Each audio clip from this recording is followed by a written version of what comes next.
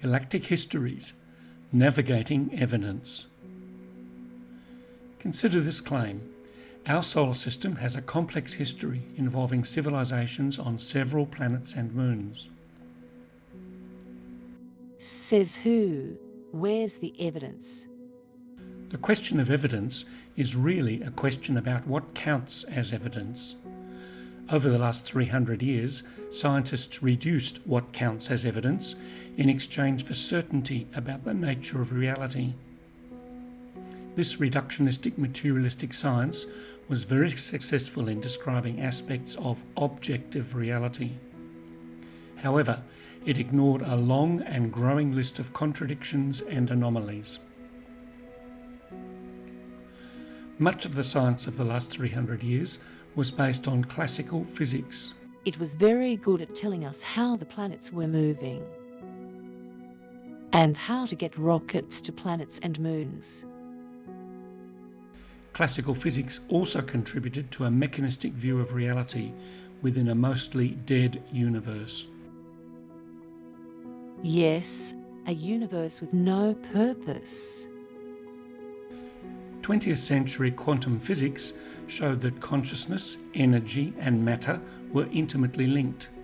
Inner subjective experiences and observed outer objective experiences are integrated at a fundamental level of reality. New 21st century approaches to studying reality include both subjective and objective experience. What counts as evidence has now expanded within many disciplines. Here's one meta-theory framework which values multiple disciplines and multiple perspectives. Objective reality is about objects, tools and behaviours. Interobjective reality is about systems, ecologies, networks and infrastructures. Intersubjective reality is about cultures, shared values and meanings. Subjective reality is about thoughts, feelings, memories and experiences. This metadisciplinary understanding of reality is based on valid knowledge from multiple domains. Thus, evidence can come from multiple domains of research and analysis. So, evidence for civilizations on planets or moons within our solar system can come from multiple domains. What kinds of evidence? Here are some examples. For objects, tools and behaviours, we can look at space exploration and astrophysics. For systems and ecologies, we can look at exobiology or exopolitics. For cultures and shared meanings, we can look at legends and folklore or UFO disclosure culture.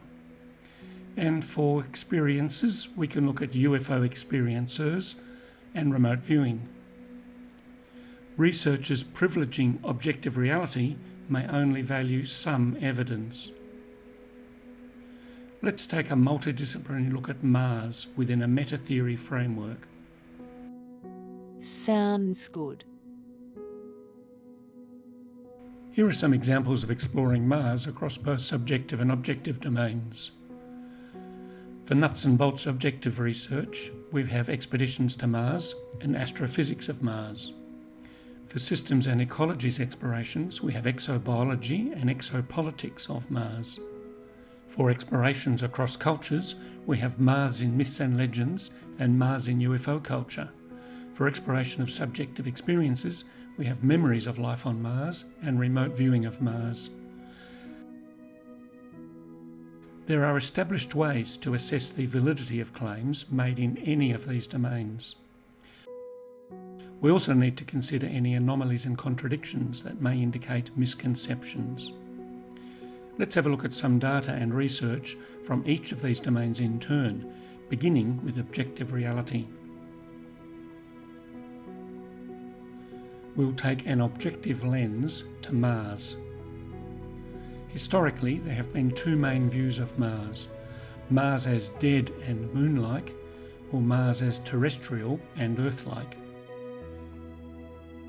In the 1960s, the dominant view of Mars was of a long-dead, cratered, dusty, moon-like body. Then we started getting data from Mars Mariner orbiters, 1965 to 72, Mars Viking landers and orbiters, 75 to 82, and meteorites that came from Mars. Some of this new data challenged the notion of a moon-like Mars. A new view of Mars began to emerge, where Mars had extensive oceans and rivers, Mars had a thicker atmosphere with oxygen, and Mars was capable of supporting life. Although highly contentious at first, it became clear that Mars was a terrestrial, Earth-like planet for a very long time. Some persistent anomalies and contradictions also emerged, the so-called face on Mars and pyramid obelisks and walls. On 25th of July 1976, Viking took a photo of what looked like a face. A pyramid and other artificial-looking structures were also imaged. Most scientists quickly dismissed these anomalies as optical illusions, pareidolia. This view still dominates mainstream media. However, after 45 years of careful analysis, these anomalies do not appear to be just simple illusions. They raise important questions and often provoke emotional responses. More on this later. Let's move to the domain of interobjective reality, systems and ecologies. Most scientists now agree that early Mars was terrestrial, with oceans and Earth-like geology.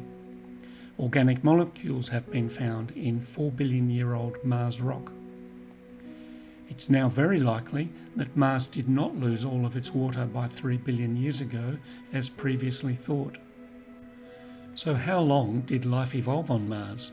How complex were Martian ecosystems? And was Mars' evolution of life ahead of Earth's evolution? Over the last few decades, some persistent anomalies emerged. Evidence of water in young 180 million year meteorites from Mars, and evidence of nuclear explosions. Meteorite anomalies suggest that less than 1 billion years ago, Martian ecosystems still had life-sustaining water and oxygen. Radiation anomalies provide compelling evidence that a large nuclear device was detonated in the Martian atmosphere. This nuclear explosion probably happened millions of years ago and would have been catastrophic for the planet. This nuclear anomaly raises many questions and often provokes ridicule. More on this later. This is beginning to sound ridiculous. Okay, let's move to the domain of intersubjective reality, culture and shared meaning. VIMANA, flying machines of the ancients. Some of Earth's oldest myths and legends contain unbelievable accounts of advanced technology. Stories from several ancient cultures describe craft that travelled through the air, underwater, into space, and between planets. Some of these craft were said to use high-energy weapons to destroy cities on Earth, in space, and on other planets. For generations, these stories made little sense and were thought to be pure fiction.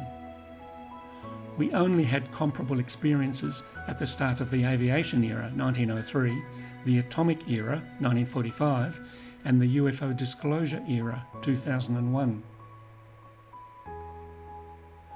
The ancient Vedic literature presents a worldview that only begins to make sense today.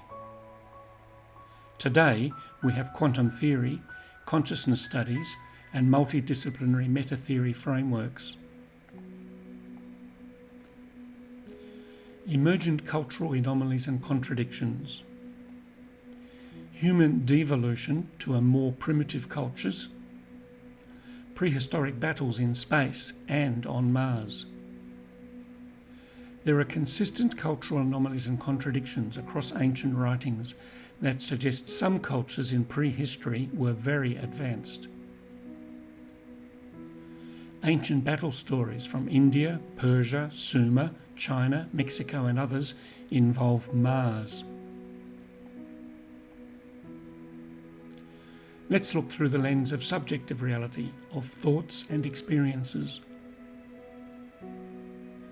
Remote viewing research involves mentally perceiving scenes from distant locations. Data obtained through remote viewing research describes war on Mars. Remote viewing research indicates Mars had oceans and a biodiverse ecosystem, had surface and underground architecture, was populated, and experienced war and cataclysmic change. Anomalies and contradictions in the data consistently indicate Mars had a large civilization in the distant past, advanced machinery and technology, and high-energy weapons. Remote viewers have reported artificial structures at the so-called face on Mars, as well as large and complex artificial structures above and below ground. So, a multidisciplinary view of Mars within a meta-theory framework has revealed some surprising consistencies. Research and analysis in the objective domain indicates that Mars was probably Earth-like and there are signs of occupation. Inter-objective research indicates Mars was Earth-like for a long time and there are signs of occupation and conflict. Research and analysis in the intersubjective domain shows that Mars had advanced technology and there are stories of conflict and cataclysm. And subjective research indicates that Mars had advanced technology and again there are stories of conflict and cataclysm. Perhaps Mars had a civilization before Earth. Each domain within this meta-theory framework contributes to an emerging understanding that Mars is more Earth-like than Moon-like, was capable of supporting complex life, once had a human-like population, has remnants of advanced architecture, experienced technologically advanced conflict, and there's evidence of cataclysmic change. As mentioned earlier, a metadisciplinary understanding of reality is based on valid evidence from multiple domains. A meta-theory framework gives us more confidence in claims that can be validated across multiple disciplines. I think this multidisciplinary integrative meta-theory approach would be useful for many of the complex challenges we face in the 21st century. This presentation has explored some data from multiple domains for one planet in our solar system, Mars. This revealed data from different perspectives, suggesting a complex history involving at least one past civilization. A multidisciplinary exploration of other planets and moons in our solar system also suggests a long history of past civilizations. And Earth probably has a much longer history than most realise.